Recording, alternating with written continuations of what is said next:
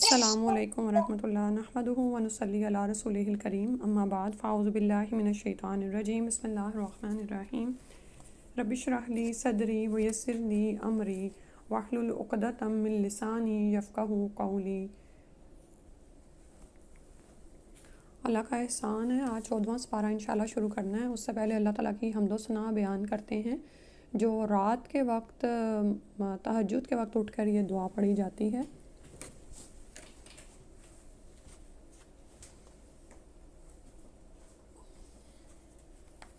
میں آپ کے ساتھ شیئر ہی کر دیتی ہوں۔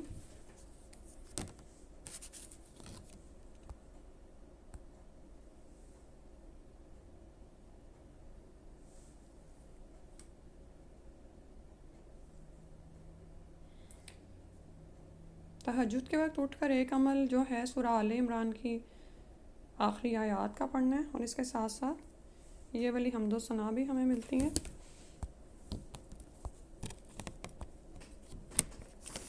اللہم لک الحمد انت قیم السماوات والارض ومن فیہن ولک الحمد لک ملک السماوات والارض ومن فیہن ولک الحمد انت نور السماوات والارض ولک الحمد انت ملک السماوات والارض ولک الحمد انت الحق ووعدک الحق ولقاؤک حق وقولک حق والجنۃ حق والنار حق والنبیون حق ومحمد صلی اللہ علیہ وسلم حق والساعۃ حق۔ ترجمہ ہے کہ اے اللہ تیرے لیے ہی حمد ہے، تو ہی آسمانوں اور زمین کو قائم رکھنے والا ہے اور جو کچھ ان دونوں کے مابین ہے، اور تیرے ہی لیے حمد ہے، آسمانوں اور زمین کی بادشاہت تیرے ہی لیے ہے اور جو کچھ ان دونوں کے درمیان ہے، اور تیرے ہی لیے ہی حمد ہے، تو آسمانوں اور زمین کا نور ہے، اور تیرے ہی لیے حمد ہے، آسمانوں اور زمین کی بادشاہت تیرے لیے ہے، اور تیرے ہی لیے حمد ہے، تو حق ہے اور تیرا وعدہ برحق ہے اور تیری بات برحق ہے، اور تیری ملاقات برحق ہے اور تیری بات برحق ہے یعنی تیرا قول، اور جنت حق ہے اور نار حق ہے یعنی آگ، اور نبی برحق ہیں اور محمد صلی اللہ علیہ وسلم برحق ہیں، اور یہ بات بھی برحق ہے کہ قیامت ایک دن قائم ہوگی۔ برحق کا مطلب ہے کہ یہ سب کچھ سچ ہے جس کی خبر آپ کو وحی الہی کے ذریعے دی جا رہی ہے۔ تو آج اسماء الحسنیٰ کو دیکھنے سے پہلے اللہ کے تعارف کے بارے میں پڑھتے ہیں کہ اللہ سبحانہ و تعالیٰ نے قرآن میں اپنا تعارف خود کروایا، اپنے ربوبیت کی خبر بھی اللہ تعالیٰ نے خود ہی قرآن میں دی، یعنی یہ کہ اللہ سبحانہ و تعالیٰ ہی رب ہیں۔ رب کا مطلب یعنی کہ وہ ہمارے خالق ہیں، مالک ہیں اور مدبر ہیں، مطلب انہوں نے ہمیں پیدا کیا ہے، وہ ہمارے مالک ہیں یعنی ہمیں اون کرتے ہیں، ٹھیک ہے، مالک اور آقا سے اس بات کو سمجھنے کی کوشش کریں، اور یہ کہ ہمارے معاملات کی تمام تر معاملات کی تدبیر اللہ سبحانہ و تعالیٰ ہی کرتے ہیں۔ یہ ہمارا یقین ہونا چاہیے کہ ہمیں جو بھی خیر یا شر پہنچتا ہے اللہ سبحانہ و تعالیٰ ہی کی طرف سے ہمارے لیے وہ فیصلے صادر کیے گئے ہوتے ہیں۔ اور آج جو آیت ہے میرے سامنے وہ یہ ہے کہ اللہ تعالیٰ نے اپنے رب اور معبود حقیقی ہونے کا قرآن میں یوں اظہار کیا، رب السماوات والارض وما بینہما ان کنتم موقنین لا الہ الا ہوا یحیی و یمیت ربکم و رب آبائکم الاولین۔ آسمانوں، زمین اور جو کچھ ان کے درمیان ہے سب کا رب وہی ہے، یعنی اللہ ہی سب کا رب ہے، اور اس بات کی خبر اللہ سبحانہ تعالیٰ نے اپنی کتاب قرآن میں دی ہے۔ اگر تم یقین کرتے ہو اس کے سوا کوئی معبود برحق نہیں، یعنی کوئی سچا معبود نہیں، جن کی بھی اللہ کے علاوہ عبادت کی جاتی ہے وہ سب باطل ہیں، وہ لوگوں کے گھڑے ہوئے ہیں، وہی زندہ کرتا ہے اور مارتا ہے، یحیی و یمیت، اللہ ہی کے ہاتھ میں سب کی زندگی اور موت ہے، وہی خالق اور وہی مدبر ہے، جب چاہتا ہے پھر ان کو موت بھی دے دیتا ہے، وہی تمہارا اور تمہارے پہلے آباء و اجداد کا رب ہے۔ یہ بہت بڑی خبر ہے جو اللہ نے دی ہے کہ آپ یہ دیکھیں کہ جب آپ کے ساتھ نان مسلم اس بات پر جھگڑا کریں کہ ہاں تمہارے آباء و اجداد یا جو بھی لوگ تھے تو یعنی کن کن چیزوں کی دنیا میں عبادت کی جاتی ہے، تو ان سے پوچھنا چاہیے کہ دیکھو رب سب کا ایک ہی ہے، تم سے پہلے بھی جو مخلوق تھی اس کو اللہ ہی نے پیدا کیا تھا، کیونکہ اللہ کے علاوہ تو کوئی ایک مکھی بھی نہیں، مکھی کا پر بھی نہیں پیدا کر سکتا، تخلیق تو کوئی کر ہی نہیں سکتا، ٹھیک ہے۔ تو بہت ہی غور و فکر والی یہ آیت کا حصہ ہے کہ ربکم رب آبائکم الاولین، وہ رب تو وہ ہے جو ابد آباد سے ہے، ٹھیک ہے، یعنی وہ تمہارا بھی رب ہے اور تم سے پہلے تمام آباء و اجداد کا بھی رب وہی ہے۔ اسماء الحسنہ میں 4 انشاءاللہ ہم دیکھیں گے۔ پہلا المجیب ہے، کل ہم نے القریب پڑھا تھا، اسی سے آگے المجیب قرآن میں اس کا ذکر سورہ ہود میں آیا ہے، جیسے ان ربی قریب مجیب، بے شک میرا رب قریب بھی ہے اور مجیب یعنی جواب دینے والا ہے، سننے والا ہے، قبول کرنے والا ہے۔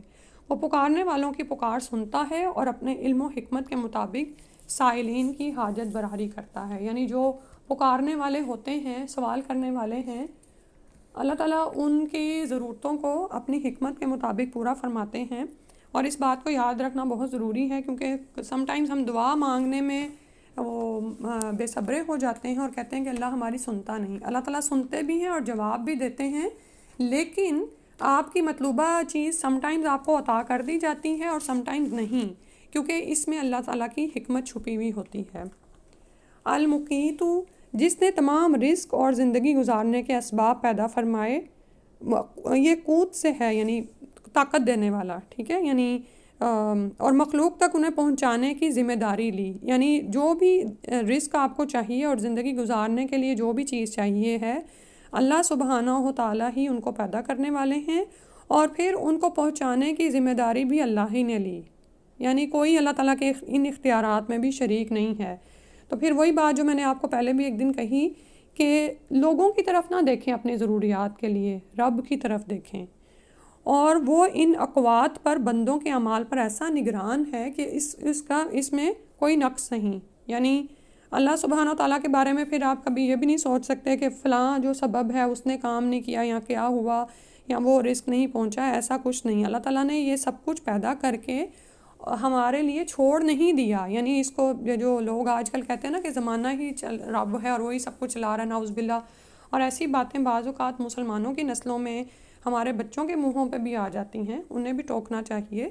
تو اللہ سبحانہ تعالیٰ نے نہ صرف اقوات پیدا کیے، ان کو پہنچانے کی ذمہ داری لی، بلکہ ان پر نگران بھی ہیں، اور اس میں کوئی نقص نہیں ہے، یعنی کبھی ایسا نہیں ہوتا کہ اللہ کو اونگ یا نیند آ جائے اور کوئی غلط فیصلہ ہو جائے، یعنی یہ کہ جو چیز جس تک نہیں جانی تھی اس تک پہنچ جائے۔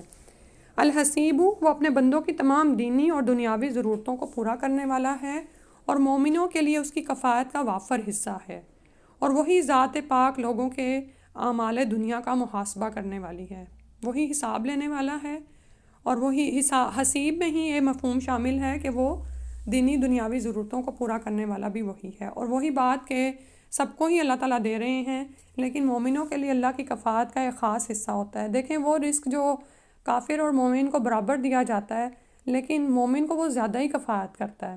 کفایت کے علاوہ جو دل کا اطمینان مومن کے پاس ہوتا ہے نا، وہ کافر کو کبھی بھی نصیب نہیں ہوتا۔ المؤمن، وہ ذات عالی جو اپنے رسولوں اور ان کے پیروکاروں کی سچائی اور ان کی صداقت پر دلالت کرنے والے براہین کی تصدیق کرنے والی ہے، ٹھیک ہے، یعنی مومن یعنی اس پر اس کی تصدیق کرنے والی ہے، اور دنیا اور آخرت کا ہر امن اسی کے مرہون منت ہے، یعنی اللہ ہی امن دینے والا ہے۔ اسی نے مومنوں کو ضمانت دی ہے کہ وہ ان پر ظلم نہیں کرے گا یا انہیں عذاب نہیں دے گا، اور نہ روز قیامت انہیں گھبراہٹ ہوگی، یعنی جو اللہ پر ایمان لے آئیں گے پھر وہ امن میں آ جائیں گے۔ آپ یہ دیکھیں کہ تکالیف تو مسلمان ہونے سے پہلے بھی آتی ہیں نا بندوں پہ، سب کو ہی آزمایا جا رہا ہے، لیکن کافر اپنی تکلیف پہ بے چین ہو اٹھتا ہے، لیکن جب ایمان کی حلاوت انسان کے اندر آ جاتی ہے اور وہ ایمان لے آتا ہے تو پھر بھی تکالیف اور مشکلات آتی ہیں، لیکن انسان بے چین نہیں ہوتا، کیونکہ وہ بالکل ایسے ہوتا ہے جیسے جھیل پر کوئی پتھر پھینکا ہے اور لہریں پیدا ہوئیں، لیکن جھیل کا جو باطن ہے نا، جو اس کی گہرائی ہے، وہ پرسکون ہی ہوتی ہے۔ بالکل مومن کا بھی یہی معاملہ ہوتا ہے۔ تو اس ایمان کی حلاوت کو اپنے اندر چیک کیا کریں کہ کیا ہمارے اندر ایمان کی ٹھنڈک ایسی اتر گئی ہے کہ امن و قرار آ گیا ہو اندر دل میں۔ پھر اس کے بعد آج قرآن کے بارے میں پڑھتے ہیں اور اس کے بعد آغاز کریں گے۔ فرمان نبوی صلی اللہ علیہ وآلہ وسلم ہے، وَلَوْ كَانَ مُوسَىٰ حَيًّا بَيْنَ أَظْهُرِكُمْ مَا حَلَّ لَهُ إِلَّا أَن يَتَّبِعَنِي۔ اگر آج تم میں موسیٰ علیہ السلام بھی زندہ ہوتے تو میری پیروی کیے بغیر ان کے لیے کوئی چارہ نہ ہوتا۔ قرآن کی صداقت اور اس کے قیامت تک کے لیے برحق ہونے کی بات ہمیں یہاں سے پتہ چلتی ہے کہ یہی کتاب ہے جو کہ لیٹسٹ ورژن ہے، اور اسی کی پیروی جو ہے ابدی نجات تک پہنچانے والی ہے۔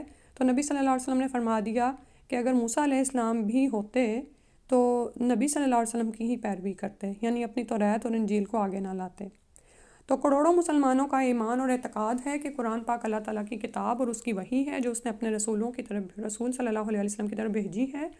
وہ اسی یقین سے سرشار ہو کر اس کی تلاوت کرتے ہیں، اور بہت سے مسلمانوں نے اسے حفظ بھی کر رکھا ہے اور وہ اس کے احکام کے مطابق زندگی بسر کرتے ہیں۔ تو یہ ایمان کے وہ چند پوائنٹس ہیں جو ہم سب الحمدللہ جانتے ہیں، لیکن ریمائنڈر کے طور پر ان کو بار بار سننا پڑھنا ہمیں ہماری جو ایمان کی حرارت ہے نا اس کو ایک الگ سے ہی جذبہ دیتا ہے۔ 14واں سپارہ انشاءاللہ شروع کرتے ہیں۔ تلاوت پہلے سن لیں تھوڑی سی۔ بسم اللہ الرحمن الرحیم۔ الف لام را تلک آیات الکتاب وقرآن مبین ربما يود الذين كفروا لو كانوا مسلمين ذرهم يأكلوا ويتمتعوا ويلههم الأمل فسوف يعلمون۔ الف لام را، یہ اللہ کی کتاب اور کتاب مبین کی آیات ہیں۔ ایک وقت خواہش کریں گے وہ لوگ جنہوں نے کفر کیا تھا کہ کاش وہ مسلمان ہوتے۔ اے نبی صلی اللہ علیہ وسلم چھوڑ دیجئے ان کو، یہ کھا پی لیں اور فائدہ اٹھا لیں، اور لمبی لمبی امیدیں ان کو غافل کیے رکھیں تو ان قریب انہیں معلوم ہو جائے گا۔ اور ہم نے کسی بھی بستی کو ہلاک نہیں کیا مگر اس کے لیے ایک معین نوشتہ تھا، یعنی ایک لکھی ہوئی کتاب اس کے لیے مقرر تھی۔ کوئی امت نہ تو اپنے وقت معین سے آگے بڑھ سکتی ہے اور نہ پیچھے رہ سکتی ہے۔ اور انہوں نے کہا کہ اے وہ شخص جس پر اس کے بقول یہ ذکر نازل ہوا ہے، ہمارے نزدیک تم تو یقیناً دیوانے ہو، مجنون ہو۔ نبی صلی اللہ علیہ وسلم کو ایسی باتیں کرتے تھے۔ کیوں نہیں لے آتے ہمارے سامنے فرشتوں کو اگر تم سچے ہو؟ ہم نہیں اتارا کرتے فرشتوں کو مگر حق کے ساتھ، اگر فرشتے نازل ہو گئے تو پھر انہیں مہلت نہیں دی جائے گی۔ یقیناً ہم نے ہی یہ قرآن، یہ ذکر نازل کیا ہے، اور بلا شبہ ہم ہی اس کے محافظ ہیں۔ تو پہلی کتابوں کی ذمہ داری، حفاظت کی ذمہ داری امتوں پر چھوڑی گئی، لیکن قرآن کی حفاظت کی ذمہ داری اللہ سبحانہ وتعالیٰ نے خود لی، اور ہم جانتے ہیں کہ یہ قیامت تک محفوظ ہے۔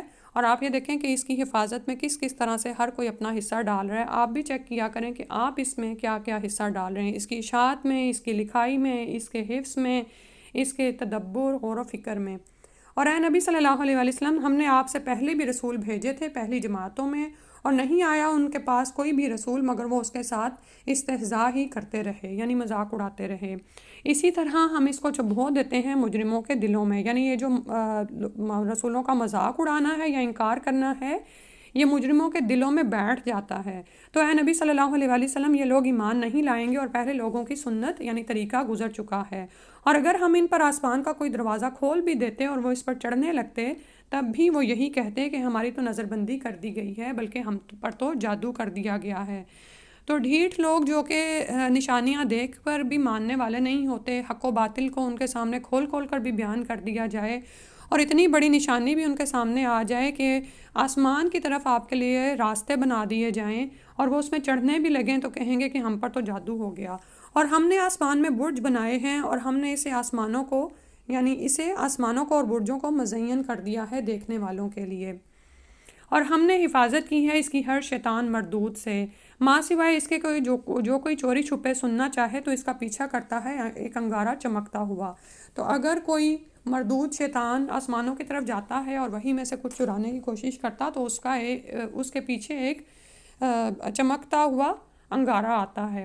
اور زمین کو ہم نے پھیلا دیا اور اس میں ہم نے لنگر ڈال دیا اور اس میں اگا دی ہم نے ہر شے ٹھیک اندازے کے مطابق، اور ہم نے بنائے ہیں تمہارے لیے اس میں ذرائع معاش اور ان کے لیے بھی جنہیں تم رزق نہیں دیتے، اور نہیں ہے کوئی شے مگر ہمارے پاس ہیں اس کے خزانے، ہم نہیں نازل کرتے اس میں سے مگر ایک طے شدہ اندازے کے مطابق۔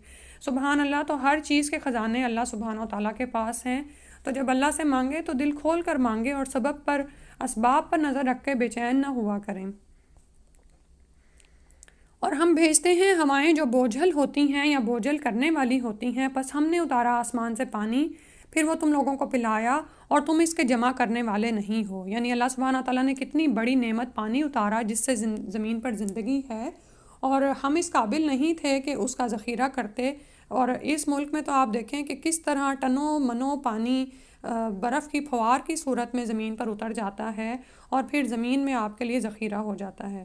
اور یقیناً ہم ہی ہیں جو زندہ بھی رکھتے ہیں اور موت بھی وارد کرتے ہیں، اور ہم ہی وارث ہوں گے.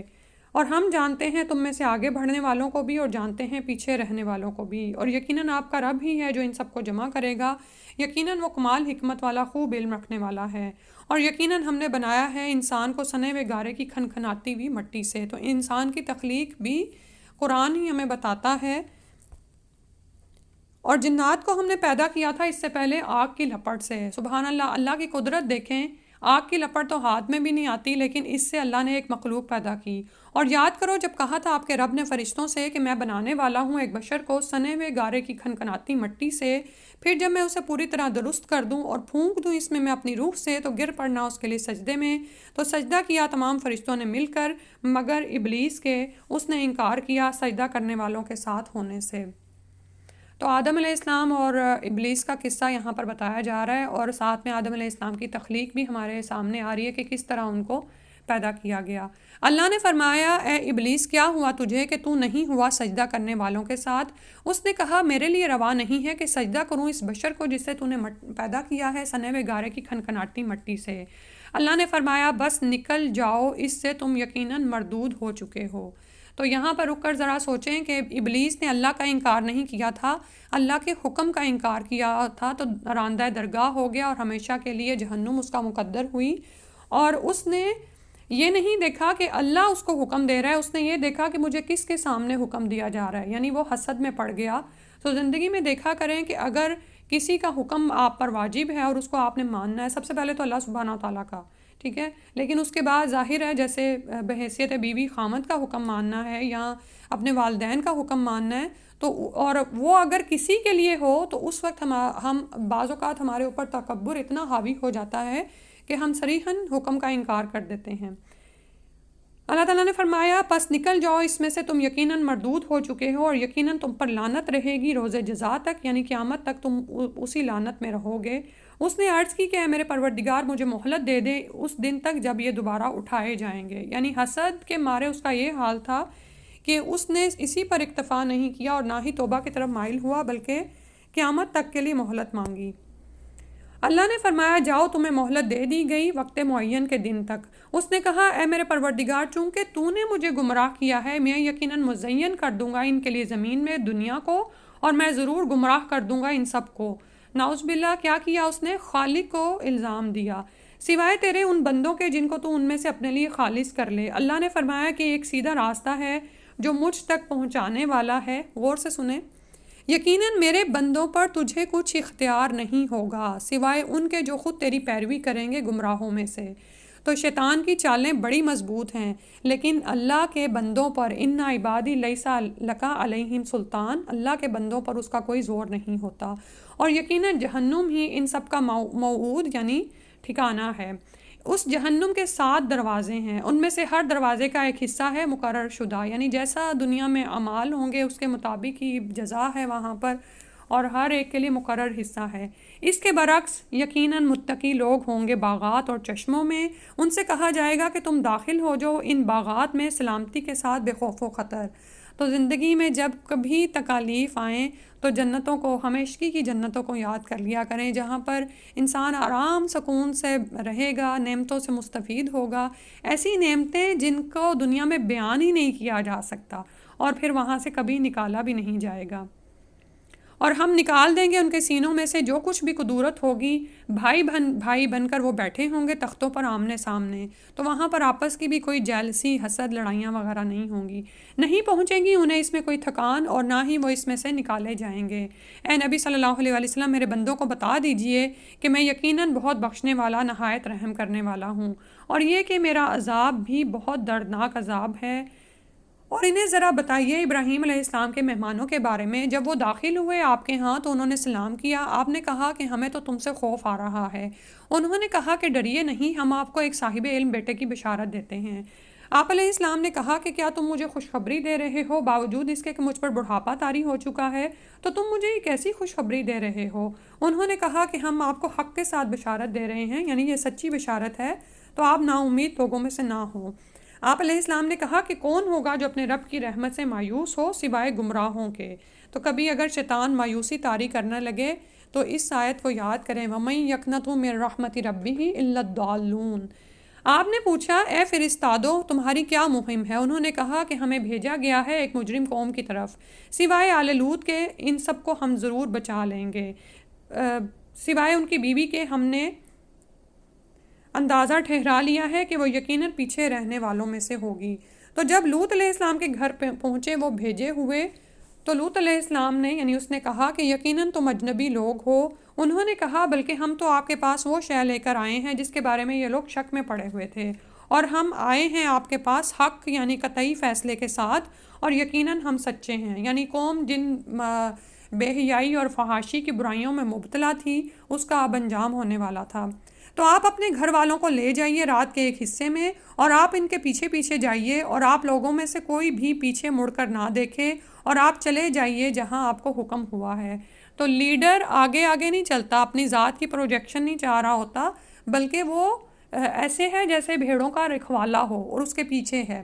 ٹھیک ہے، تو میں اس لیے بتا رہی ہوں کہ آپ جب کلام الہی کو سیکھ رہے ہیں تو آپ نے لوگوں کو لیڈ کرنا ہے، اس کو اس راہ کی طرف بلانا ہے۔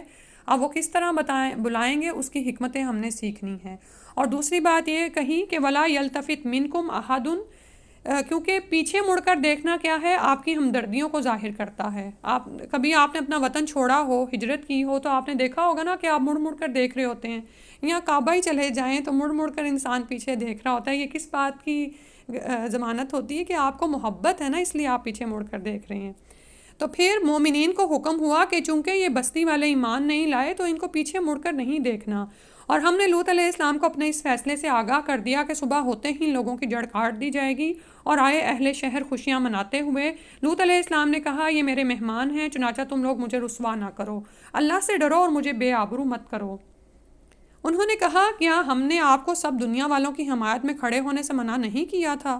آپ نے کہا یہ میری بیٹیاں ہیں اگر تمہیں کچھ کرنا ہی ہے۔ تو بعض اوقات یہ بھی ہوتا ہے کہ اگر آپ کسی مظلوم بیچارے کی مدد کو آگے بڑھتے ہیں تو آپ کو بھی ایسے ہی تانے دیے جاتے ہیں۔ اور انہوں نے چونکہ وہ قوم کے باپ کی طرح تھے تو انہوں نے ان کو فطری راستے کی طرف بلایا۔ قسم ہے آپ کی جان کی، وہ لوگ اپنی اس بدمستی میں بالکل اندھے ہو گئے تھے۔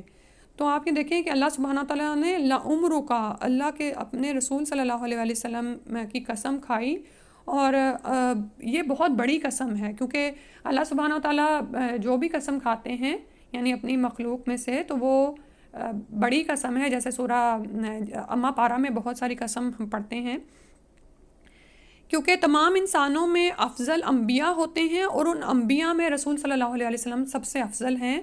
اور کس بات پر قسم کھائی جا رہی ہے کہ وہ اپنی بدمستی میں بالکل ہی اندھے ہو گئے تھے۔ اللہ سبحانہ وتعالیٰ ایسی سرکشی اور گناہ اور کفر سے بچائے۔ تو انہیں آ پکڑا ایک چنگاڑ نے اجالا ہونے تک، پھر ہم نے اس کے اوپر والے حصے کو بنا دیا اس کے نیچے والا، اور ہم نے برسائے ان کے اوپر پکی ہوئی مٹی کے کنکر۔ یقیناً اس میں نشانیاں ہیں ان لوگوں کے لیے جو حق کے متلاشی ہوتے ہیں، اور یہ بستیاں ایک سیدھی راہ پر واقع تھیں۔ یقیناً اس میں نشانی ہے اہل ایمان کے لیے۔ اور آپ یہ دیکھیں کہ آج آپ کے لیے بھی ایک نشانی اتاری گئی، ٹھیک ہے، یعنی رات کے وقت چاند کا سرخ ہو جانا یا دن کے وقت سورج کا سیاہ ہو جانا، یہ اللہ تعالیٰ کی نشانیاں ہیں۔ اللہ تعالیٰ یہ دکھاتے ہیں آپ کو کہ دنیا کا نظام خود بخود نہیں چل رہا ہے، اس کو کوئی چلانے والا، کوئی مدبر ہستی ہی چلا رہی ہے، اور وہ اللہ ہی ہے۔ اور بے شک بن والے بھی ظالم تھے تو ان سے بھی ہم نے انتقام لیا، اور یہ دونوں بستیاں بھی کھلے راستے پر واقع تھیں۔ اور اسی طرح ہجر والوں نے بھی مرسلین کو یعنی رسولوں کو جھٹلایا، اور انہیں ہم نے اپنی آیات یعنی نشانیاں عطا کیں، لیکن وہ ان سے اعراض ہی کرتے رہے، اور وہ پہاڑوں کو تراش کر گھر بناتے تھے امن و سکون کے ساتھ۔ تو انہیں آ پکڑا ایک چنگاڑ نے صبح کے وقت، تو کچھ کام نہ آ سکا اس کے جو وہ کماتے تھے۔ اور ہم نے انہیں تخلیق کیا آسمانوں اور زمین کو اور جو کچھ ان دونوں کے درمیان ہے، اور ہم نے نہیں تخلیق کیا آسمانوں اور زمین کو اور جو کچھ ان دونوں کے درمیان ہے مگر حق کے ساتھ، یعنی یہ برحق پیدا کیا گیا ہے سارا نظام کائنات۔ اور یقیناً قیامت آ کر رہے گی، تو اے نبی صلی اللہ علیہ وآلہ وسلم آپ ان سے خوبصورتی کے ساتھ درگزر کریں۔ یعنی زمین و آسمان کا منظم نظام اس بات کی طرف گواہی دیتا ہے کہ تم لوگوں کو دنیا میں بے مقصد پیدا نہیں کیا گیا، یا یہ نظام کائنات ایسے ہی نہیں بنا دیا گیا کہ چلتا جائے گا اور رکے گا نہیں اور کوئی انجام نہیں ہوگا، بلکہ یقیناً قیامت قائم ہوگی اور اس دن لوگوں کو ان کے اعمال کا بدلہ دیا جائے گا۔ تو نبی صلی اللہ علیہ وسلم کو کہا گیا کہ آپ ان سے خوبصورتی کے ساتھ درگزر کریں۔ تو ہمارا بھی معاملہ کیا ہونا چاہیے لوگوں کے ساتھ؟ ہر ایک کے ساتھ، چاہے ہم کفار کو دعوت دین دے رہے ہیں، چاہے ہم مسلمانوں کو تبلیغ کر رہے ہیں، بلا رہے ہیں صحیح راہ کی طرف، یا اپنے بچوں کے ساتھ یا کسی کے ساتھ بھی فصفح الصفح الجمیل، خوبصورتی کے ساتھ درگزر کریں، ٹھیک ہے، ان کو یعنی کہ تحمل کے ساتھ، برداشت کے ساتھ، صبر کے ساتھ۔ یقیناً آپ کا رب پیدا کرنے والا خوب جاننے والا ہے، اور ہم نے آپ کو دی ہیں 7 بار بار پڑھی جانے والی آیات اور عظمت والا قرآن، یعنی سورہ الفاتحہ کی طرف اشارہ ہے۔ آپ آنکھ اٹھا کر بھی نہ دیکھیں اس مال و متاع کی طرف جو ہم نے ان کے مختلف گروہوں کو دے رکھا ہے، اور آپ ان کی حالت پر غم نہ کریں، اور اہل ایمان کے لیے اپنے بازو جھکا کر رکھیں، اور کہہ دیجئے کہ میں تو کھلم کھلا خبردار کرنے والا ہوں، جیسے کہ ہم نے نازل کیا ان تقسیم کرنے والوں پر جنہوں نے اپنے قرآن کو ٹکڑے ٹکڑے کر دیا۔ تو اے محمد صلی اللہ علیہ وسلم، آپ کے رب کی قسم ہم سب سے پوچھ کر رہیں گے جو کچھ یہ لوگ کرتے رہے ہیں۔ اب آپ علل اعلان بیان کر دیں جس کا آپ کو حکم دیا جا رہا ہے، اور ان مشرکوں کی ذرا پرواہ نہ کریں۔ تو آپ یہ دیکھیں کہ ہم بھی اپنے ایمان کا جائزہ لیں کہ جب دین کو پھیلانے کی بات آتی ہے تو کیا ہم بھی اپنی مکمل صلاحیت کے ساتھ اور جتنا کام ہم کر سکتے ہیں اس کے مطابق دین کی تبلیغ کرتے ہیں؟ ہم آپ کی طرف سے کافی ہیں ان استہزاء کرنے والوں، یعنی ان سے نمٹنے کے لیے۔ جو اللہ کے ساتھ دوسرے معبود گھڑے بیٹھے ہیں تو عنقریب انہیں معلوم ہو جائے گا، اور ہم جانتے ہیں کہ آپ کا سینہ تنگ ہوتا ہے ان کی باتوں سے، پس آپ تسبیح کیجئے اپنے رب کی حمد کے ساتھ اور سجدہ کرنے والوں میں سے ہو جائیے۔ تو جب آپ کو لوگوں کی باتیں تنگ کریں، ان کے طعنے تشنے آپ کا دل خراب کر دیں، ہوتا ہے نا بعض اوقات ایسے، اور بعض اوقات اپنے ہی آپ کے سامنے ہوتے ہیں جن کو آپ بار بار ہدایت کی طرف بلا رہے ہوتے ہیں لیکن وہ نہیں سن رہے ہوتے، تو پھر کیا کرنا ہے؟ فَسَبِّحْ بِحَمْدِ رَبِّكَ وَكُن مِّنَ السَّاجِدِينَ، اللہ کی طرف رغبت کیجئے، تسبیح بیان کیجئے، اور تسبیح یہ نہیں کہ صرف تسبیح پکڑ لی اور پڑھنا شروع ہو گئے، بلکہ اس کے شعوری طور پر سمجھتے ہوئے کہ سبحان اللہ، اللہ ہی کی وہ ذات ہے جو ہر نقص اور عیب سے پاک ہے، اور سجدہ کرنے والوں میں سے ہو جائیے، کیونکہ سجدے میں انسان اپنے رب کے سب سے زیادہ قریب ہوتا ہے۔ وَاعْبُدْ رَبَّكَ حَتَّىٰ يَأْتِيَكَ الْيَقِينُ، اور یہ کام آپ نے کب تک کرنا ہے؟ اپنے رب کی بندگی میں لگے رہیں یہاں تک کہ یقینی شے وقوع پذیر ہو جائے، یعنی یقین آ جائے، موت آ جائے۔ تو کب تک صبر کرنا ہے؟ چلتے چلے جانا ہے جب تک کہ موت نہ آ جائے۔ النحل انشاءاللہ کریں گے۔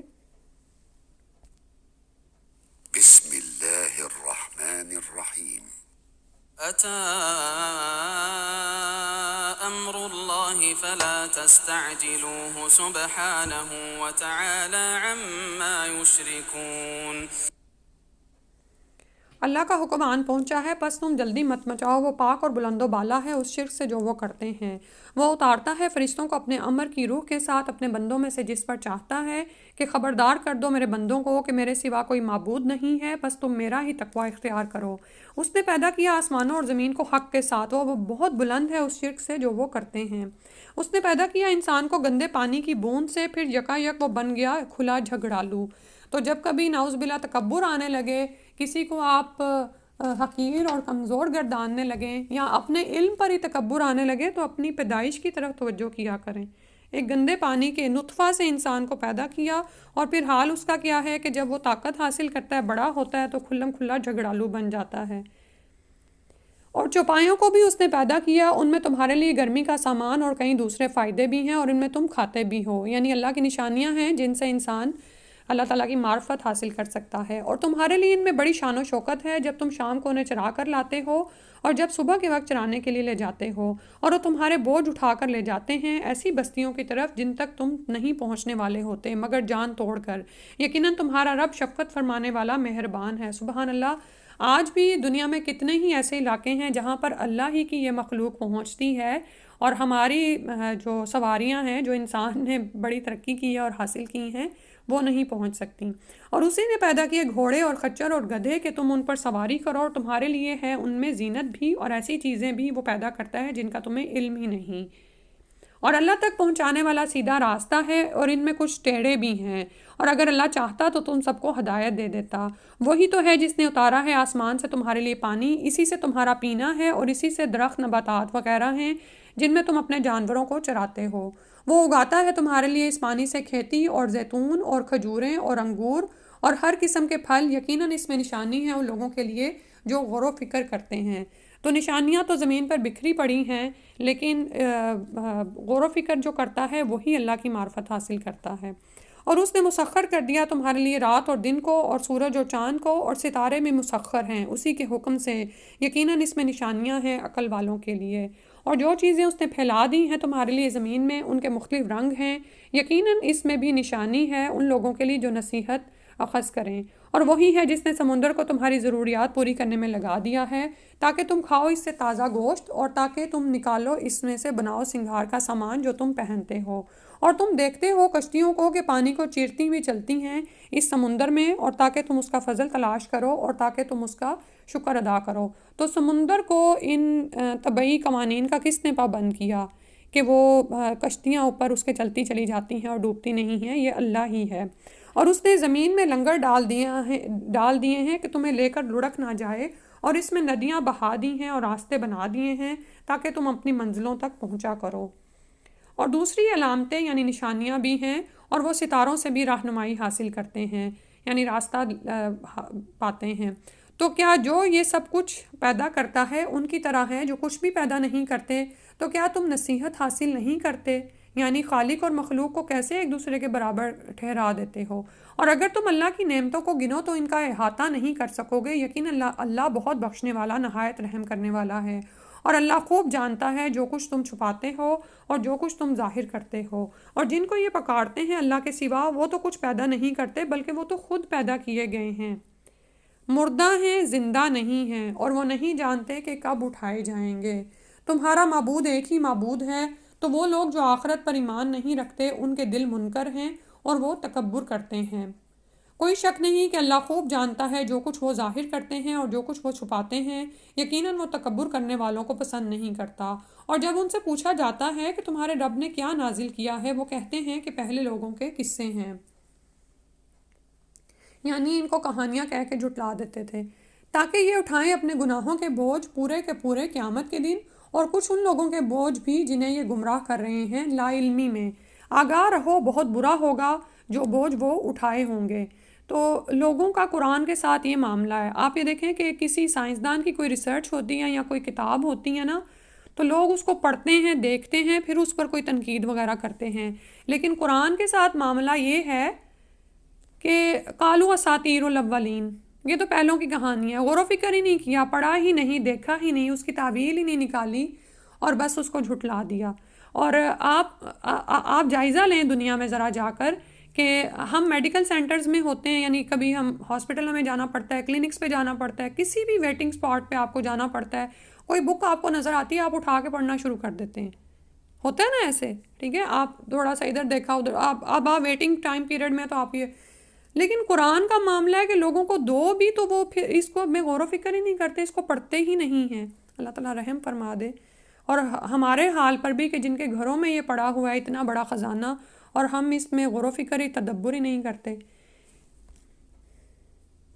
پھر فرمایا اسی طرح کی چالیں چلی تھیں انہوں نے بھی جو ان سے پہلے تھے، تو اللہ حملہ آور ہوا ان کے قلعوں پر بنیادوں سے، پھر گر پڑی ان پر چھتیں ان کے اوپر سے، اور ان پر عذاب آیا وہاں سے جہاں سے انہیں گمان تک نہ تھا. پھر قیامت کے دن اللہ انہیں رسوا کرے گا اور کہے گا کہاں ہیں میرے وہ شریک جن کی حمیت میں تم جھگڑتے تھے؟ کہیں گے وہ لوگ جن کو علم دیا گیا ہے کہ یقیناً آج کے دن رسوائی اور بدبختی کافروں ہی کے لیے ہے.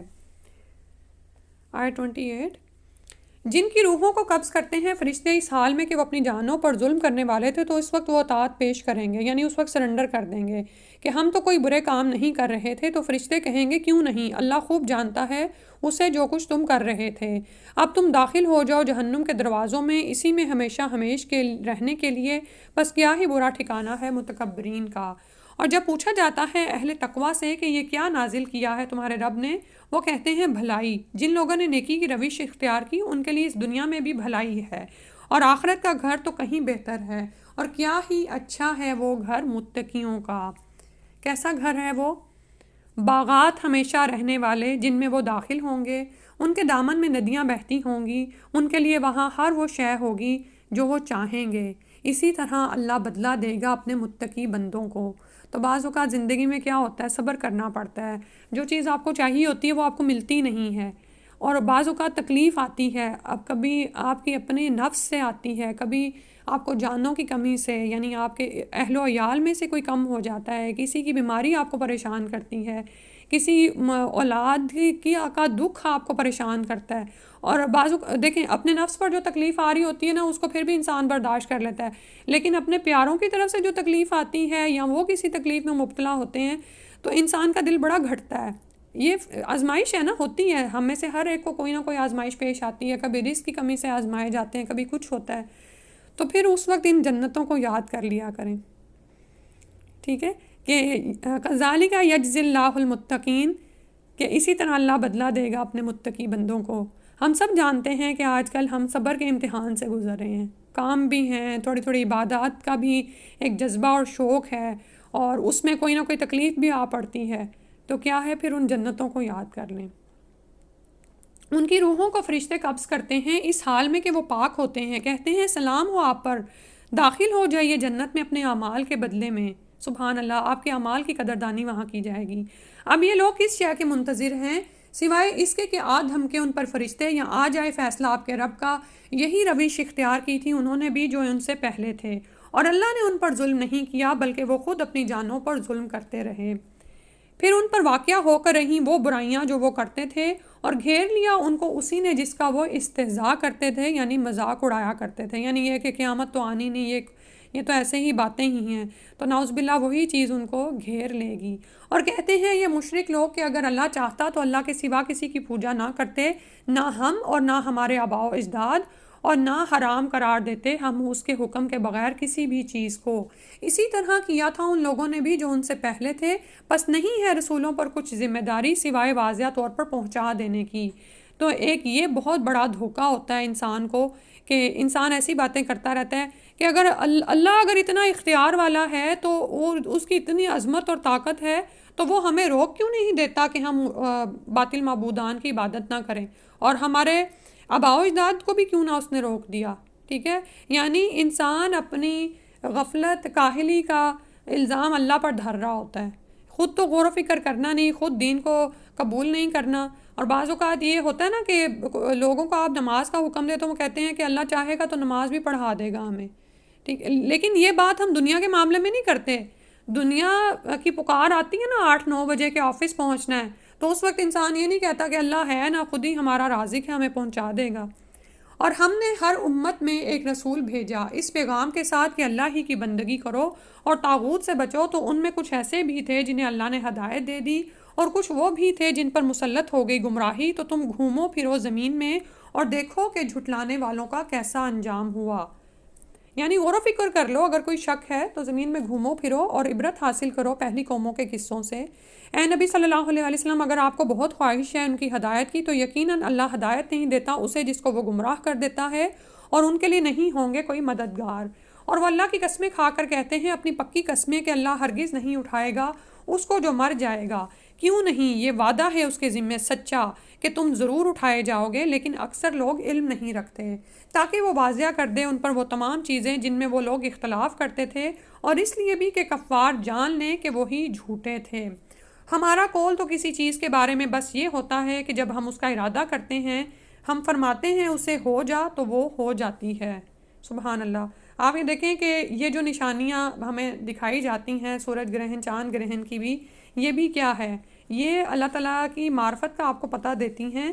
ان نقول لہ کن فیکون، کہ اللہ کا حکم تو بس یہ ہے کہ کن کہیں تو وہ فیکون، وہ ہو جاتا ہے۔ تو بالکل اسی طرح ہی قیامت بھی نافذ ہو جائے گی۔ اور جن لوگوں نے اللہ کے لیے ہجرت کی اس کے بعد کہ ان پر ظلم کیا گیا، ہم انہیں اس دنیا میں بھی ضرور اچھی جگہ دیں گے، اور ان کے لیے آخرت کا اجر تو بہت ہی بڑا ہے، کاش کہ ان کو معلوم ہوتا۔ یہ وہ لوگ ہیں جنہوں نے صبر کیا اور وہ اپنے رب پر توکل کرنے والے ہیں۔ اور یہ دو صفات ہیں، سبحان اللہ، وَلَأَجْرُ الْآخِرَةِ اکبر لَوْ كَانُوا يَعْلَمُونَ، اور یہ کن کے لیے ہے؟ الَّذِينَ صَبَرُوا وَعَلَىٰ رَبِّهِمْ يَتَوَكَّلُونَ، ٹھیک ہے، صبر اور رب پر توکل۔ اور اس دونوں کا اس لیے بھی ذکر آیا کہ تکلیف میں نا ہم لوگوں کی طرف دیکھ رہے ہوتے ہیں کہ اب ادھر سے مل جائے گا، ادھر سے، اور بعض اوقات ہم بے صبرے کیوں ہو جاتے ہیں کہ اگر ہم صبر کریں گے تو ہمیں اپنے ہاتھوں سے وہ دنیا کا مال جاتا ہوا نظر آتا ہے نا، ٹھیک ہے، اور کیونکہ ہم لوگوں کو دیکھ رہے ہوتے ہیں نا، تو جو انسان اللہ پر بھروسہ کرتا ہے کہ میرا رب ہے نا، میں صبر کروں گا تو مجھے عطا ہی کرے گا، تو پھر کیا ہے، ایسے ہی لوگوں کے لیے آخرت کا بہت بڑا اجر ہے۔ اور اے نبی صلی اللہ علیہ وسلم، ہم نے نہیں بھیجا آپ سے پہلے مگر مردوں ہی کو رسول بنا کر، جن کی طرف ہم وحی کیا کرتے تھے، تو تم لوگ اہل ذکر سے پوچھ لو اگر تم خود نہیں جانتے ہو۔ ہم نے انہیں بھیجا کھلی نشانیوں اور کتابوں کے ساتھ، اور ہم نے نازل کیا آپ کی طرف ذکر تاکہ آپ واضح کر دیں لوگوں کے لیے جو کچھ نازل کیا گیا ہے ان کی جانب، اور تاکہ وہ غور و فکر کریں۔ تو کیا بے خوف ہو گئے ہیں وہ لوگ جنہوں نے بری چالیں چلیں اس بات سے کہ اللہ انہیں زمین میں دھنسا دے، یا انہیں یہ خوف بھی نہیں رہا کہ ان پر آ دھمکے کوئی عذاب جہاں سے انہیں گمان تک نہ ہو، یا وہ انہیں پکڑ لے ان کی چلت پھرت میں کہ پھر وہ اللہ کو عاجز کرنے والے نہیں ہیں۔ تو آپ یہ دیکھیں کہ زمین میں اس طرح کے خسف کے واقعات آج بھی ہمیں دکھائے جاتے ہیں، اور میڈیا اب اتنا زیادہ واسٹ ہو گیا ہے کہ دور بیٹھے ہوئے بھی ہم ایسی خبریں پڑھ لیتے ہیں، تو اس میں ہمارے لیے عبرت کی نشانیاں ہیں۔ یا انہیں پکڑے خوف دلا کر، حقیقت یہ ہے کہ تمہارا رب بہت بخشنے والا، نہایت رحم والا ہے۔ تو اللہ کی طرف سے عذاب یا تکلیف ایک تو ایک دم سے آتی ہے، اور کبھی خوف کے ساتھ، یعنی انسان بیمار ہوتا ہے، پھر وہ اس خوف میں پڑ جاتا ہے کہ اب اس کے آگے میرے ساتھ کیا ہوگا۔ کیا یہ دیکھتے نہیں ہیں کہ اللہ کی پیدا کی ہوئی ہر شے کی طرف کے جھکتے ہیں اس کے سائے دائیں اور بائیں اللہ کو سجدہ کرتے ہوئے، اور وہ سب عاجزی کی کیفیت میں ہوتے ہیں اور اللہ ہی کو سجدہ کرتے ہیں، آسمان اور زمین میں جتنے جاندار ہیں اور فرشتے بھی، اور وہ تکبر سے کام نہیں لیتے، وہ ڈرتے رہتے ہیں اپنے اوپر اپنے رب سے، اور وہی کچھ کرتے ہیں جس کا انہیں حکم دیا جاتا ہے۔ آیت سجدہ ہے۔ اور اللہ نے فرمایا ہے کہ وہ دو معبود مت بناؤ، یقیناً وہ تو ایک ہی معبود ہے، پس تم مجھ ہی سے ڈرو، ٹھیک ہے۔ تو اس آیت میں دو معبود بنانے سے منع کیا گیا، لیکن دراصل اللہ کے علاوہ تو کوئی بھی معبود نہیں ہے، ٹھیک ہے۔ باقی آیات سے ہمیں پتہ چلتا ہے کہ سارے معبودان باطل کی نفی ہے، اور اسی کے لیے ہے جو کچھ آسمانوں اور زمین میں ہے، اور اسی کے لیے اطاعت ہے ہمیشہ ہمیش۔ تو کیا تم اللہ کے سوا کسی اور کا تقوی اختیار کرتے ہو، یعنی کسی اور سے ڈرتے ہو تم، اور جو نعمت بھی تمہیں میسر ہے وہ اللہ ہی کی طرف سے ہے، پھر جب تمہیں کوئی تکلیف پہنچتی ہے تو اسی کے سامنے تم فریاد کرتے ہو، پھر جب وہ تکلیف تم سے دور کر دیتا ہے تو جبھی تم میں سے ایک گروہ اپنے رب کے ساتھ شرک کرنا شروع کر دیتا ہے، تاکہ ناشکری کریں ان نعمتوں کی جو ہم نے ان کو دی ہیں۔ تو چند روزہ زندگی کے مزے اڑا لو، پھر عنقریب تم جان لو گے۔ اور وہ بنا دیتے ہیں ان کے لیے جن کے بارے میں انہیں کوئی علم ہی نہیں ایک حصہ اس میں سے جو رزق ہم نے انہیں دیا ہے، اللہ کی قسم ضرور سوال کیا جائے گا تم سے اس بارے میں جو افطرا تم لوگ کرتے تھے، یعنی جو باتیں تم گھڑتے تھے۔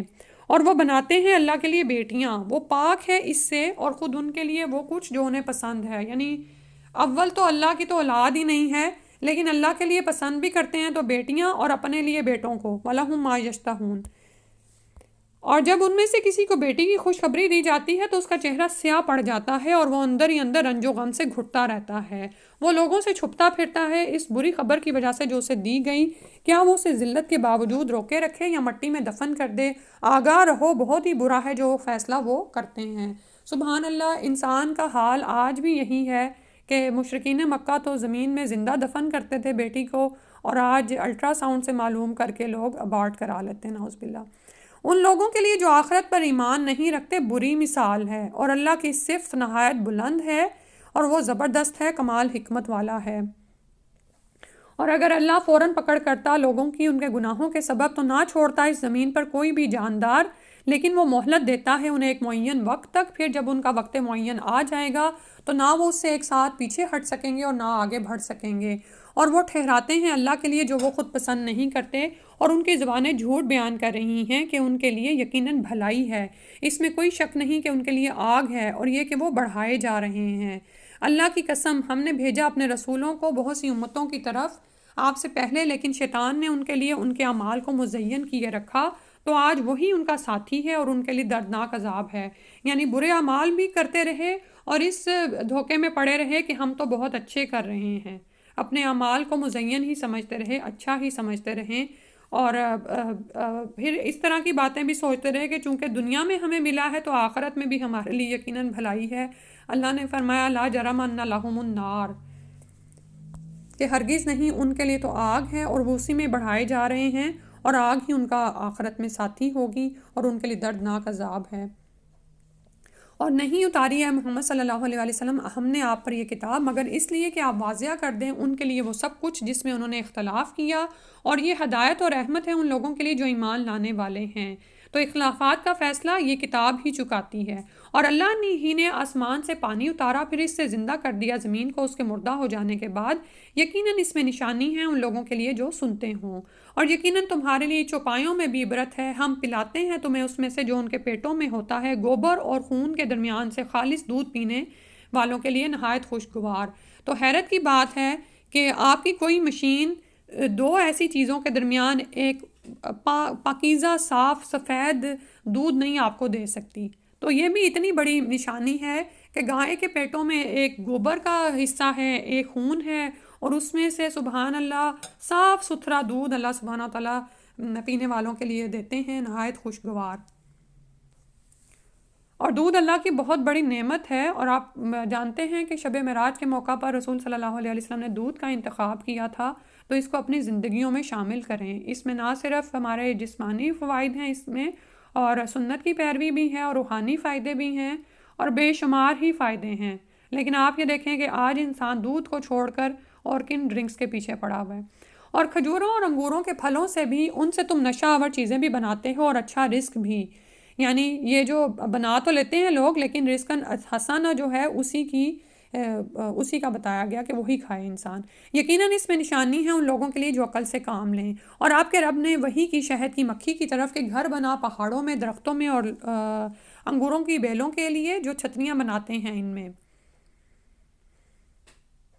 ٹھیک ہے، اور یہاں پر اب سبحان اللہ یہ ایک اور قرآن کی صداقت ہمیں پتہ چل رہی ہے ان آیات سے، جس میں فرمایا جا رہا ہے کہ پھر ہر طرح کے میووں میں سے کھا اور اپنے رب کے ہموار کیے ہوئے راستوں پر چلتی رہے، نکلتی ہے ان کے پیٹوں سے پینے کی ایک شے، یعنی شہد جس کے رنگ مختلف ہوتے ہیں، اس میں لوگوں کے لیے شفا ہے، یقیناً اس میں نشانی ہے ان لوگوں کے لیے جو غور و فکر کرتے ہیں۔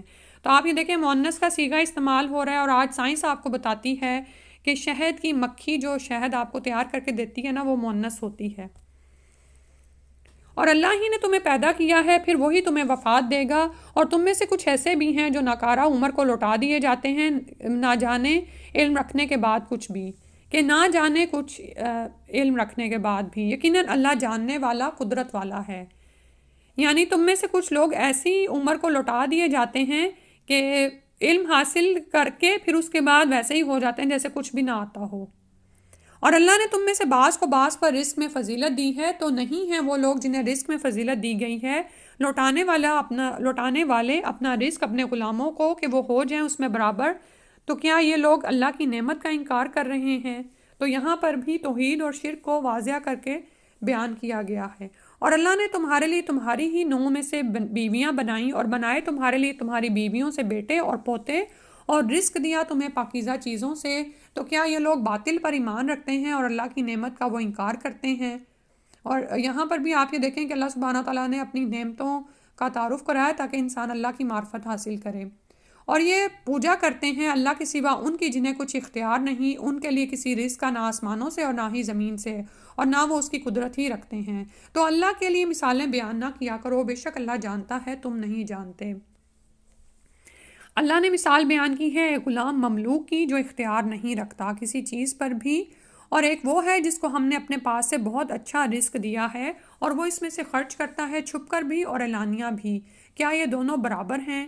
کل تعریف اور شکر اللہ کے لیے ہے، لیکن ان کی اکثریت علم نہیں رکھتی۔ اور اللہ نے اب ایک اور مثال بیان کی دو اشخاص کی، ان میں سے ایک گونگا ہے، وہ قدرت نہیں رکھتا کسی بھی چیز پر، اور وہ اپنے آقا پر بوجھ ہے، جہاں کہیں بھی وہ آقا اسے بھیجتا ہے وہ کوئی خیر لے کر نہیں آتا۔ کیا برابر ہوگا وہ اور وہ جو حکم دیتا ہے عدل کا اور وہ سیدھی راہ پر قائم ہے؟ تو یہاں پر توحید کے لیے 2 مثالیں آپ کو بیان کی گئی ہیں کہ کس طرح سے یہ باطل معبودان کو اللہ کے ساتھ شریک ٹھہراتے ہیں، حالانکہ زمین میں ہی یہ غور و فکر کر کے کھلی کھلی نشانیاں دیکھ سکتے ہیں، اور آسمانوں اور زمین کی ساری چھپی باتیں اللہ ہی کے لیے ہیں، اور قیامت کا معاملہ تو ایسے ہے جیسے نگاہ کا لپکنا ممکن ہے وہ اس سے بھی زیادہ قریب تر ہو، یقیناً اللہ ہر چیز پر قادر ہے۔ اور اللہ نے تمہیں نکالا تمہاری ماؤں کے پیٹوں سے جبکہ تم کچھ نہیں جانتے تھے، اور تمہارے لیے سماعت، بصارت اور عقل بنائی تاکہ تم شکر کرو۔ کیا یہ دیکھتے نہیں پرندوں کو کہ وہ آسمان کی فضا میں مسخر ہیں، انہیں نہیں تھاما ہوا کسی نے ماں سوائے اللہ کے، یقیناً اس میں نشانیاں ہیں ان لوگوں کے لیے جو ایمان رکھتے ہوں۔ اور اللہ نے تمہارے گھروں میں تمہارے لیے سکونت کی جگہ بنائی ہے، اور اس نے بنا دیے تمہارے لیے چوپائیوں کے کھالوں سے ایسے گھر یعنی خیمے جنہیں تم بہت ہلکا پھلکا پاتے ہو اپنے کوچ اور قیام کے دن، اور اس نے بنایا تمہارے لیے ان بھیڑوں کی اون سے اور ان اونٹوں اور بکریوں کے بالوں سے سامان اور برتنے کی چیزیں ایک خاص وقت تک کے لیے۔ اور اللہ ہی نے بنایا تمہارے لیے اپنی پیدا کردہ چیزوں سے سایہ، اور اسی نے بنائی تمہارے لیے پہاڑوں کے اندر پناہ گاہیں، اور بنائے تمہارے لیے ایسے لباس جو تمہیں بچاتے ہیں گرمی سے، اور ایسے لباس یعنی زرہیں جو لوہے کی ہوتی ہیں جو تمہیں بچاتے ہیں تمہاری لڑائی میں۔ اسی طرح وہ تمام فرماتا ہے اپنی نعمت کا تم پر تاکہ تم اطاعت کی روش اختیار کرو۔ تو اے نبی صلی اللہ علیہ وآلہ وسلم، اگر یہ لوگ منہ پھیر لیں تو آپ پر تو صرف صاف صاف پہنچا دینے کی ذمہ داری ہے۔ یہ لوگ اللہ کی نعمت کو پہچانتے ہیں پھر منکر ہو جاتے ہیں، اور ان میں اکثر ناشکرے ہیں۔ اور جس دن ہم اٹھائیں گے ہر امت میں سے ایک گواہ، پھر کافروں کو نہ بولنے کی اجازت ملے گی اور نہ ہی ان کو عذر پیش کرنے کا موقع دیا جائے گا، اور جب یہ ظالم لوگ دیکھ لیں گے عذاب کو تو پھر اسے ان سے ہلکا نہیں کیا جائے گا اور نہ ہی انہیں کوئی مہلت دی جائے گی۔ اور جب مشرک لوگ دیکھیں گے اپنے بنائے ہوئے شریکوں کو تو کہیں گے کہ اے ہمارے رب، یہی ہیں وہ ہمارے شریک جنہیں ہم تیرے سوا پکارا کرتے تھے، تو وہ پھینک دیں گے یہ بات انہی کی طرف کہ تم لوگ یقیناً جھوٹ بول رہے ہو، اور وہ سب کے سب اس روز اللہ کے ہاں عاجزی پیش کریں گے اور گم ہو جائیں گے ان سے وہ عقائد جو وہ گھڑا کرتے تھے۔ وہ لوگ جنہوں نے کفر کیا اور روکتے رہے دوسروں کو اللہ کے راستے سے، ہم ان کے عذاب پر عذاب کا اضافہ کرتے جائیں گے بسبب اس فساد کے جو وہ کرتے تھے۔ اور ذرا تصور کرو اس دن کا جس دن ہم ہر امت میں کھڑا کریں گے ایک گواہ ان پر انہی میں سے، اور آپ کو کھڑا کریں گے گواہ بنا کر ان کے خلاف۔ اور اے نبی صلی اللہ علیہ وآلہ وسلم، ہم نے اتار دی ہے آپ پر یہ کتاب وضاحت کرتی ہوئی ہر شے کی، اور یہ ہدایت، رحمت اور بشارت بن کر آئی ہے مسلمانوں کے لیے۔ ٹھیک ہے، تو وہاں پر گواہیاں پیش ہوں گی، باقاعدہ عدالت لگے گی، اور رسول صلی اللہ علیہ وآلہ وسلم کو پھر فائنلی ان پر گواہ بنا کر پیش کیا جائے گا۔ اور آپ یہ دیکھیں کہ اللہ سبحانہ وتعالیٰ نے کوئی ظلم نہیں کیا، وہ جو وہاں پر عدالت قائم ہونی ہے اس سے پہلے ہی دنیا میں کس طرح سے زندگی گزارنی تھی، کیا کرنا تھا، اس سب کی ہدایت اللہ تعالیٰ نے اس کتاب میں اتار دی، لیکن اس کے لیے رحمت اور بشارت ہے مان جانے والوں کے لیے، مسلمانوں کے لیے۔ یقیناً اللہ حکم دیتا ہے عدل کا، احسان کا، اور قرابت داروں کو ان کے حقوق ادا کرنے کا، اور وہ روکتا ہے بے حیائی، برائی اور سرکشی سے، وہ تمہیں نصیحت کرتا ہے تاکہ تم سبق حاصل کرو۔ تو اس آیت میں 3 چیزوں کا حکم دیا جا رہا ہے اور 3 سے روکا جا رہا ہے، اور یہ آیت کتنی ہی دفعہ خطبہ جمعہ میں بھی دہرائی جاتی ہے۔ تو ان تینوں چیزوں کو دیکھیں، عدل، احسان اور قرابت داروں کو دینے کا، کیا یہ چیز ہمارے اندر ہے، اور فحشاء، منکر اور بغی سے بچیں، اور اللہ کے عہد کو پورا کرو جبکہ تم عہد کر چکے ہو، اور اپنی قسموں کو مت توڑو مضبوطی سے باندھنے کے بعد جبکہ تم اللہ کو اپنے اوپر گواہ ٹھہرا چکے ہو، یقیناً اللہ جانتا ہے جو کچھ تم کر رہے ہو۔ اور مت ہو جاؤ اس دیوانی عورت کی مانند جس نے اپنا سوت توڑ کر ٹکڑے ٹکڑے کر ڈالا مضبوطی سے کاٹنے کے بعد۔ تم اپنی قسموں کو اپنے مابین دخل دینے کا ذریعہ بناتے ہو تاکہ نہ ہو جائے ایک قوم بھڑی ہوئی دوسری قوم سے، یقیناً اللہ تمہیں آزما رہا ہے اس کے ذریعے سے، اور وہ ضرور ظاہر کرے گا تم پر قیامت کے دن وہ سب کچھ جس میں تم لوگ اختلاف کرتے تھے۔ تو یہاں پر قسموں کو پکا کرنے کے بعد یا عہد کو پکا کرنے کے بعد نہ توڑنے کے احکامات ہیں، اور اگر اللہ چاہتا تو تمہیں ایک ہی امت بنا دیتا، لیکن وہ گمراہ کرتا ہے جسے چاہتا ہے اور ہدایت دیتا ہے جسے چاہتا ہے، اور تم سے ضرور پوچھا جائے گا اس بارے میں جو کچھ تم کرتے تھے۔ اور مت بناؤ اپنی قسموں کو اپنے درمیان دھوکے کا ذریعہ کہ پھسل جائے کوئی قدم پختگی کے بعد اور تمہیں عذاب کا مزہ چکھنا پڑے، بسبب اس کے کہ تم نے لوگوں کو اللہ کے راستے سے روکا، اور تمہارے لیے اس کی پاداش میں بہت بڑا عذاب ہے۔ اور اللہ کے اس عہد کو حقیر سی قیمت کے عوض فروخت نہ کرو، یقیناً اللہ کے پاس جو کچھ ہے وہ بہت بہتر ہے، تمہارے لیے اگر تم علم رکھتے ہو۔ جو تمہارے پاس ہے وہ ختم ہو جائے گا، اور جو اللہ کے پاس ہے وہ باقی رہنے والا ہے، اور ہم لازماً دیں گے صبر کرنے والوں کو ان کا اجر ان کے بہترین اعمال کے مطابق۔ تو دنیا اور آخرت کا کمپیریزن کر لیا کریں۔ دنیا کی نعمتیں، رونقیں، آسائشیں، سہولتیں بہت کھینچتی ہیں انسان کو، اور اس کے برعکس آخرت کے لیے بھاگ دوڑ کرنے کے لیے دنیا کو قربان کرنا پڑتا ہے، بہت سی چیزوں کو، اپنی نیند کو قربان کرنا پڑتا ہے، کچھ وقت دین کو پہ لگانے کے لیے آپ کو اپنے ڈالرز قربان کرنے پڑتے ہیں، یعنی وہ وقت جو آپ کمائیوں میں گزار سکتے ہیں وہ آپ، ظاہر ہے آپ نے اپنی آخرت کی بھی کمائی کرنی ہے۔ تو یاد رکھیں کہ دنیا کی نعمتیں تو فانی ہیں، مل بھی جائیں تو کیا ہیں، ہاتھ کا میل ہے۔ ما عندکم ینفدو، جو تمہارے پاس ہے وہ تو ختم ہو ہی جائے گا۔ اور ہم سب اس کا مشاہدہ کر سکتے ہیں کہ ایک چیز جو ہمیں اتنی پیاری ہوتی ہے وہ ہمیں مل بھی جاتی ہے تو وہ کہاں جاتی ہے، ٹھیک ہے، لیکن جو اللہ کے ہاں ہے نا وہ باقی رہنے والا ہے۔ اس کے لیے ہر ممکن حد تک اگر صبر بھی کرنا پڑے، اپنی جان پر اور قربانیاں بھی دینی پڑیں تو اس سے گریز نہ کریں۔ پھر اللہ تعالیٰ نے فرمایا، آیت نمبر 97 ہے، جس کسی نے بھی نیک عمل کیا، خواہ وہ مرد ہو یا عورت، بشرطے کہ ہو وہ مومن، تو ہم اسے دنیا میں ایک پاکیزہ زندگی بسر کرائیں گے، اور آخرت میں ہم انہیں ضرور دیں گے ان کے اجر ان کے بہترین اعمال کے مطابق۔ تو ابھی جو اوپر بات ہو رہی تھی نا، تو ایسے لگا کہ جیسے دنیا پھر نہیں ملتی مومن کو، اللہ تعالیٰ دنیا کی زندگی کو بھی مومنوں کے لیے پاکیزہ کر دیتے ہیں، سکون و اطمینان والی زندگی ان کو عطا ہوتی ہے، اور آخرت کا بدلہ تو پکا ہی پکا ہے۔ تو جب آپ قرآن پڑھیں تو اللہ کی پناہ طلب کر لیجئے شیطان مردود سے، اس کا کچھ بھی زور نہیں چلتا ان لوگوں پر جو ایمان لائے ہیں اور اپنے رب پر توکل کرتے ہیں۔ تو یہ دو خوبیاں، سب ایمان اور توکل، اور پیچھے ہم نے صبر اور توکل پڑھا، اور شیطان کا زور نہیں ہے ایسے مومنین پر۔ اس کا زور تو انہی لوگوں پر چلتا ہے جو اس سے دوستی کرتے ہیں اور جو اس کو اللہ کے ساتھ شریک ٹھہرانے والے ہیں۔ تو یاد رکھیے دوستی کیا ہوتی ہے، کہ دوست کی بات مان لینا، اس کے پیچھے چل پڑنا، جو دل کی خواہش کہہ رہی ہے، من مانی بات ہے وہ کر لینا، شیطان کے وسوسوں میں آ جانا۔ تو اگر آپ ایسے نہیں ہیں تو آپ پر شیطان کا کوئی زور نہیں ہے۔ اللہ سبحانہ تعالیٰ ہمیں اپنا ولی بنا لے، آمین۔ اور جب ہم بدلتے ہیں ایک آیت کی جگہ دوسری آیت، اور اللہ خوب جانتا ہے جو وہ نازل کرتا ہے، تو یہ مشرکین کہتے ہیں کہ آپ خود ہی اسے گھڑنے والے ہیں، بلکہ ان میں سے اکثر علم نہیں رکھتے۔ آپ کہیے کہ اسے نازل کیا ہے روح القدس نے آپ کے رب کی طرف سے حق کے ساتھ، تاکہ وہ ثابت قدم رکھیں اہل ایمان کو، اور یہ ہدایت اور خوشخبری ہو فرما برداروں کے لیے۔ اور ہمیں خوب معلوم ہے کہ وہ کہتے ہیں کہ اس کو تو ایک انسان سکھاتا ہے۔ یہ لوگ جس کی طرف غلط طور پر منسوب کرتے ہیں اس کی زبان تو ان کے بقول عجمی ہے، اور یہ قرآن فصیح عربی زبان ہے، یعنی اتنی بھی عقل نہیں کرتے۔ یقیناً جو لوگ اللہ کی آیات پر ایمان نہیں رکھتے، اللہ انہیں ہدایت نہیں دے گا، اور ان کے لیے دردناک عذاب ہے۔ جھوٹ تو وہی گھڑتے ہیں جو اللہ کی آیات پر ایمان نہیں رکھتے، اور وہی لوگ ہیں جو جھوٹے ہیں۔ اور جو کوئی کفر کرے اللہ کا اپنے ایمان لانے کے بعد، سوائے اس کے کوئی شخص مجبور کر دیا گیا ہو اور اس کا دل ایمان پر جمع ہوا ہو، مگر جس نے کھول دیا کفر کے ساتھ اپنا سینہ، تو ایسے لوگوں پر اللہ کا غضب ہے اور ان کے لیے بہت بڑا عذاب ہے۔ تو اگر کوئی فتنے میں ڈال دیا گیا اور اس کے منہ سے کوئی ایسی بات نکل گئی جو ایمان کے خلاف تھی، لیکن اس کا دل ایمان پر مطمئن ہے، تو پھر اس کی پکڑ نہیں ہے۔ مگر وہ شخص جو کہ کفر پر ہی آمادہ ہو جائے، تو پھر ایسے ہی لوگوں پر اللہ کا غضب ہے۔ یہ اس لیے کہ انہوں نے دنیا کی زندگی کو محبوب رکھا آخرت کے مقابلے میں، اور یہ اللہ کا قاعدہ ہے کہ اللہ ایسے کافروں کو ہدایت نہیں دیا کرتا۔ یہ وہ لوگ ہیں جن کے دلوں، کانوں اور آنکھوں پر اللہ نے مہر کر دی ہے، اور یہی لوگ ہیں جو غافل ہیں۔ اب اس میں کوئی شک نہیں کہ یہی لوگ ہیں جو آخرت میں خسارہ پانے والے ہوں گے۔ پھر یقیناً آپ کا رب ان کے حق میں جنہوں نے ہجرت کی اس کے بعد کہ انہیں تکالیف پہنچائی گئیں، پھر انہوں نے جہاد کیا اور صبر کیا، یقیناً آپ کا رب اس سب کچھ کے بعد بخشنے والا، نہایت رحم کرنے والا ہے۔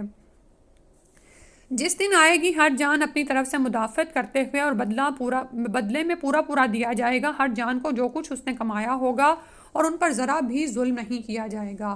اور اللہ نے مثال بیان کی ہے ایک بستی کی جو بالکل امن و اطمینان کی حالت میں تھی، آتا تھا اس کے پاس اس کا رزق یا فراغت ہر طرف سے، تو اس نے ناشکری کی اللہ کی نعمتوں کی، تو اسے چکھا دیا اللہ نے بھوک کا لباس اور خوف کا ان کے کرتوتوں کی پاداش میں۔ تو اللہ سبحانہ تعالیٰ ہمیں بچائے اس سے کہ ہم نعمتیں پا کر اللہ کو ہی بھول جائیں، تو پھر اللہ کی ایک دم سے پکڑ آتی ہے۔ اور آیا ان کے پاس ایک رسول انہی میں سے، تو انہوں نے اس کو جھٹلا دیا، پر سا پکڑا انہیں عذاب نے اور وہ خود ہی ظالم تھے۔ پس اے ایمان والو، تم کھایا کرو اس میں سے جو اللہ نے تمہیں رزق دیا ہے، حلال اور پاکیزہ چیزیں، اور اللہ کی نعمت کا شکر ادا کرو اگر تم واقعتاً اسی کی بندگی کرتے ہو۔ تو کھا کر شکر ادا کرنے والا روزہ دار صابر کی طرح ہو جاتا ہے، ٹھیک ہے، اور ہر لقمے پر ہی شکر ادا کرنا تو اور ہی سبحان اللہ اجر و ثواب دینے والا ہے۔ اس نے تو بس حرام کیا ہے تم پر مردار خون، خنزیر کا گوشت اور وہ چیز جس پر نام پکارا جائے اللہ کے سوا کسی اور کا، پھر جو کوئی مجبور ہو جائے لیکن نہ وہ طالب ہو نہ حد سے بڑھنے والا، تو اللہ یقیناً بخشنے والا نہایت رحم والا ہے۔ اور مت کہو جس کے متعلق تمہاری زبانیں جھوٹ گھڑتی ہیں کہ یہ حلال ہے اور یہ حرام ہے، تاکہ تم اللہ کی طرف جھوٹ منسوب کرو۔ یقیناً جو لوگ اللہ کی طرف جھوٹ منسوب نہیں کرتے وہ فلاح نہیں پائیں گے۔ برتنے کا سامان ہے، یعنی دنیاوی زندگی میں تھوڑا سا، اور پھر ان لوگوں کے لیے دردناک عذاب ہے۔ اور ان لوگوں پر جو یہودی ہوئے ہم نے حرام کی تھی وہ چیزیں جو ہم بیان کر چکے ہیں آپ پر اس سے پہلے، اور ہم نے ان پر ظلم نہیں کیا بلکہ وہ خود اپنی جانوں پر ظلم ڈھاتے رہے۔ پھر یقیناً آپ کا رب ان لوگوں کے حق میں جو جہالت سے کوئی برا کام کر بیٹھیں پھر اس کے بعد وہ توبہ کر لیں اور اصلاح کر لیں تو یقیناً آپ کا رب اس کے بعد بہت بخشنے والا نہایت رحم کرنے والا ہے۔ یقیناً ابراہیم علیہ السلام ایک امت تھے، اللہ کے لیے فرما بردار اور یکسو، اور آپ مشرکین میں سے نہیں تھے۔ شکر گزار تھے اس کی نعمتوں کے، اللہ نے ان کو پسند کر لیا تھا اور ان کو ہدایت دی تھی سیدھی راہ کی طرف، اور ان کو ہم نے دنیا میں بھی بھلائی عطا کی تھی اور یقیناً آخرت میں بھی وہ نیک بندوں میں سے ہوں گے۔ پھر اے محمد صلی اللہ علیہ وآلہ وسلم، ہم نے وحی کی آپ کی طرف کہ پیروی کیجئے ملت ابراہیم کی یکسو ہو کر، اور وہ ہرگز مشرکین میں سے نہیں تھے، یعنی ایک ہی طرف، ایک ہی اللہ کی طرف ہو جائیے۔ ہفتہ کا دن تو انہی لوگوں کے لیے معین کیا گیا تھا جنہوں نے اس میں اختلاف کیا تھا، اور یقیناً آپ کا رب ان کے مابین فیصلہ کرے گا قیامت کے دن ان چیزوں میں جن میں وہ اختلاف کرتے تھے۔ آپ صلی اللہ علیہ وسلم دعوت دیجیے اپنے رب کے راستے کی طرف دانائی اور اچھی نصیحت کے ساتھ، اور ان سے بحث کیجیے بہت اچھے طریقے سے۔ یقیناً آپ کا رب خوب واقف ہے ان سے جو اس کے راستے سے بھٹک گئے ہیں، اور وہ خوب جانتا ہے ان کو بھی جو راہ ہدایت پر ہیں۔ تو یہاں پر تبلیغ کا طریقہ بتایا جا رہا ہے، دعوت کا طریقہ بتایا جا رہا ہے، حکمہ موعظۃ الحسنہ وجادلہم باللتی ہی احسن۔ تو زندگی میں بعض اوقات کچھ ایسے لوگ ملتے ہیں جو دانائی کی بات آپ کی سن لیتے ہیں، کچھ کو جذباتی اچھی نصیحت کرنی پڑتی ہے، اور کچھ ایسے ہوتے ہیں جو ذرا لاجیکل ہوتے ہیں، ان کے ساتھ کیا کریں، جادلہم باللتی ہی احسن، ان کے ساتھ بحث کیجئے لیکن اچھی بحث، ٹھیک ہے، یعنی بحث میں جھگڑا نہیں کرنا۔ اور اے مسلمانوں، اگر تم بدلہ لو تو اسی قدر جس قدر تمہیں تکلیف دی گئی ہو، اور اگر تم صبر کرو تو یہ صبر کرنے والوں کے حق میں بہتر ہے۔ اور اے نبی صلی اللہ علیہ وآلہ وسلم، آپ صبر کیجئے، اور آپ کا صبر تو اللہ ہی کے سہارے پر ہے، اور آپ ان پر غم نہ کریں اور نہ آپ تنگی میں پڑیں اس بارے میں جو سازشیں یہ لوگ کر رہے ہیں۔ یقیناً اللہ اہل تقوی اور نیکوکاروں کے ساتھ ہے۔ اور آخری آیت میں آپ کو کیا ملا ہے، ان اللہ مع الذین اتقوا والذین هم محسنون۔ تقوی اختیار کریں اور احسان کی روش اختیار کریں۔ اور احسان کیا ہے؟ اللہ کے ساتھ احسان یہ ہے کہ عبادت ایسے کرو جیسے تم اس کو دیکھ رہے ہو، اگر یہ نہیں کر سکتے تو یہ یاد رکھو کہ اللہ تمہیں دیکھ رہا ہے۔ اور لوگوں کے ساتھ احسان کے معاملے میں ایک وہ حدیث کا مفہوم ہے نا کہ وہ معاملہ کرو جو تم اپنے لیے پسند کرتے ہو، ٹھیک ہے۔ اللہ سبحانہ تعالیٰ ہمیں ہدایت کی توفیق عطا فرما دے اور ہمیں نیک راہ پر گامزن رکھیں اور ہمیں استقامت عطا فرما دے۔ ہماری نا دعائیں کل والی جو ہم پڑھ رہے تھے نا اس میں سے وہی والی ہم جو کل ہم نے پوری کی نہیں تھی وہ کر لیتے ہیں۔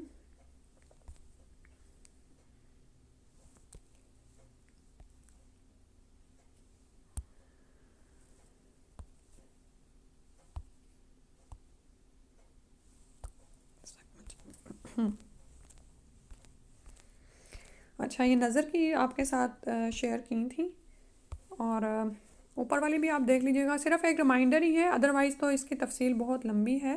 اینڈ والی دو میں آج پڑھ دیتی ہوں۔ بسم اللہ یرقیکا من کل شیء یؤذیکا من شر کل نفس او عین حاسد اللہ یشفیکا بسم اللہ یرقیک، اور دوسری ہے بسم اللہ یبریکا ومن کل داء یشفیکا ومن شر حاسد اذا حسد وشر کل ذی عین۔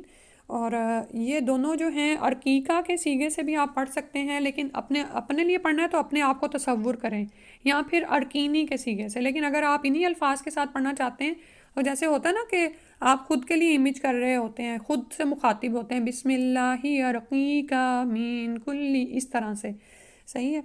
تو اور پھر یہ کہ آج ہم نے شیطان کے بارے میں، اس کے وسوسوں کے بارے میں اور حسد کے بارے میں پڑھا، تو وہ بھی اس سے الحمدللہ اس سے بھی ریلیٹ کرتی ہے. اور شر کل ذی عین، تو اللہ سبحانہ وتعالیٰ ہمیں ان تمام فتنوں سے محفوظ فرمائے. آپ میں سے کسی نے کوئی بات کہنی ہو تو آپ کہہ لیں. اور ٹائم کافی ہو گیا، اگر آپ نے چھوڑنا بھی ہے تو پھر آپ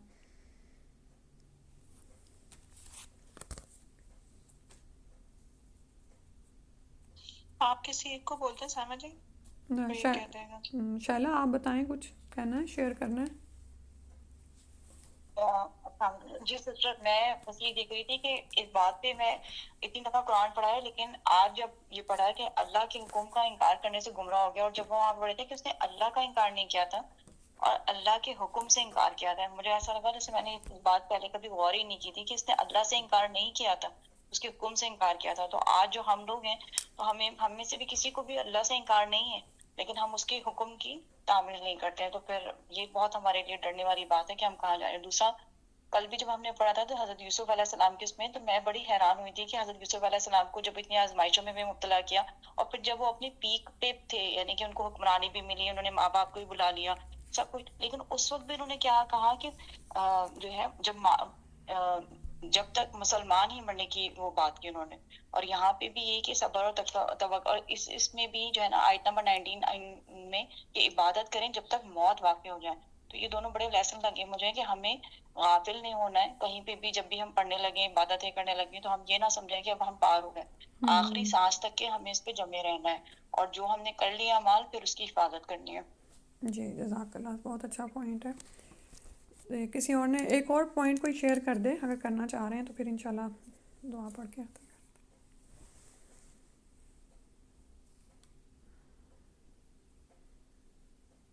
جی نام نہیں جی آ رہا. جی چلیں افشاں آپ ہی کر دیں. شہد کی مکھی کے بارے میں پڑھا تھا، تو اس میں یہ تھا کہ شہد کی مکھی جو ہے پوری کی پوری جو ہے اللہ تعالیٰ کی اطاعت کرتی ہے جب وہ شہد بناتی ہے. سبحان تو اللہ. ہمیں بھی جو ہے نا اس سے یہ سبق ملتا ہے کہ اللہ تعالیٰ کی بھرپور جیسے عبادت کریں اور اس کے سارے کام مانیں، اور جب تک ہم اللہ تعالیٰ کے فرما بردار نہیں ہوں گے تو پھر یہ کہ ہم جیسے دوسروں کو بھی اس کی دعوت نہیں دے سکتے نا. تو پھر یہ کہ ہمیں مکمل اطاعت کرنی ہے اللہ تعالیٰ کی.